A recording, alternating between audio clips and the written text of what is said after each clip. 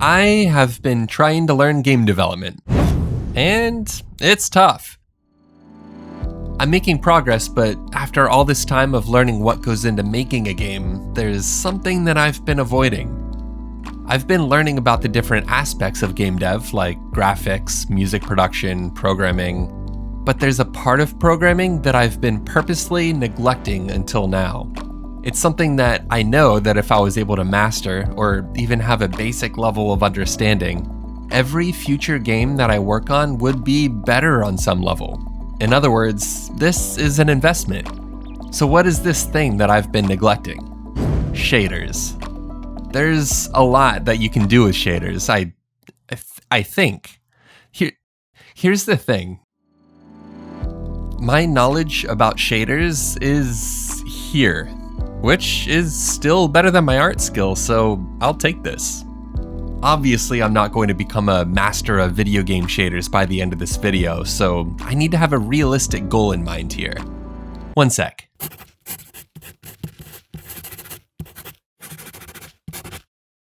Yeah, I think I can do that. Let's get started. The first thing I want to do is to try and make something change by using Godot's shader language. I'll make a new shader, and I think it's a good idea to start with something easy, like changing the color. So to do this, I'll set color to 0 to try and make it black. Wait, did I type that in wrong? Is it vec3? No, I thought it was vec4. Wait. Oh, okay, so it looks like what I need is albedo, which does take a vec3. Now I should be able to swap one of the materials on my grid map so it uses the new shader. And it worked! So it looks like I learned something. Thanks for joining me on this crazy journey. Alright, so if I want to change this back to the original material, oh no. How do I reverse this? The only thing that I can think to do is to create a new world blocks resource for my grid map. I guess I have even more to learn than I thought. Give me a sec while I figure out how to reverse what I did. In the meantime, this is the perfect time to tell you about this video's sponsor, Brilliant. With Brilliant, you can enhance your knowledge daily through a vast library of engaging courses covering math, science, coding, data, and AI. What I love most about it is that it's not just about dull memorization, but about building problem-solving skills that don't just help you with problems that you've seen before, but through critical thinking, can help you work through new problems because you've built a foundation of understanding. And that's crucial, especially in programming. When you're trying to figure out why your code isn't working or why your shader is doing something unexpected, you need to be able to break down the problem and think logically. Brilliant helps you develop that ability, and it does it in a way that's actually engaging. If you're like me and you want to improve your problem-solving skills, whether it's for game development or just for life, Brilliant is a fantastic resource. To try everything Brilliant has to offer for free for a full 30 days, visit brilliant.org/greenlightdev, or you can scan the QR code on screen, or click the link in the description. You'll also get 20% off an annual premium subscription. So go check it out, and let's all get a little bit smarter together. Alright, I think I fixed it. I remade the resource from my grid map, and I also made a copy of it, so I feel like I have a little more freedom to try things out without messing everything up again. But while I was fixing it, I started thinking how this would work if I wanted to add a shader to everything instead of just adding it on each item in a scene, one by one by one. From what I can tell, it seems like when other people do this, they have a camera, a mesh directly in front of that camera, and by adding a shader to that mesh, it applies the shader to everything behind it. I think?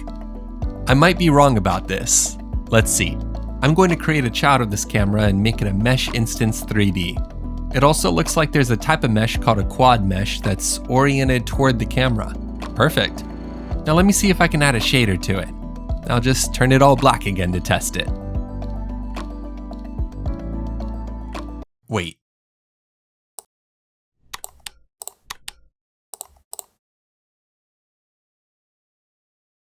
Yeah, looks like that works. And if I delete this, I think I should be able to see the level.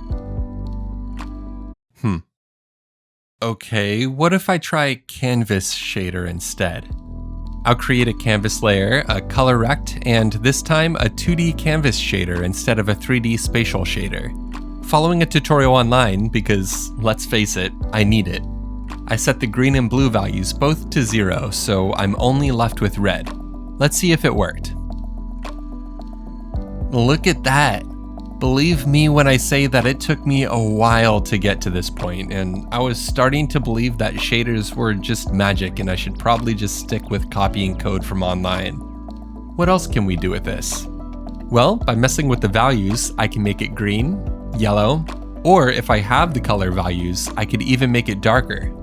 This is interesting. If I bump the blues a bit, I bet I'd have a quick nighttime shader. Okay, what about black and white? Yeah, this is awesome. What I'm making are incredibly simple shaders, and they can get so much more intricate from here. Do I dare try and push it? I mean, let's try it. Nothing too crazy, but I think we could try warping some of the pixels. Alright, so I followed a tutorial online, and I got it working, but I'm going to be honest, I have no idea what this code means. Like, this number 20 here, what if I get rid of it? Oh, what if I change it to 10? Alright, so it looks like it's controlling how intense the warp is. What if I change this number? Holy please no, let's not do that again. But it looks like it's controlling the speed.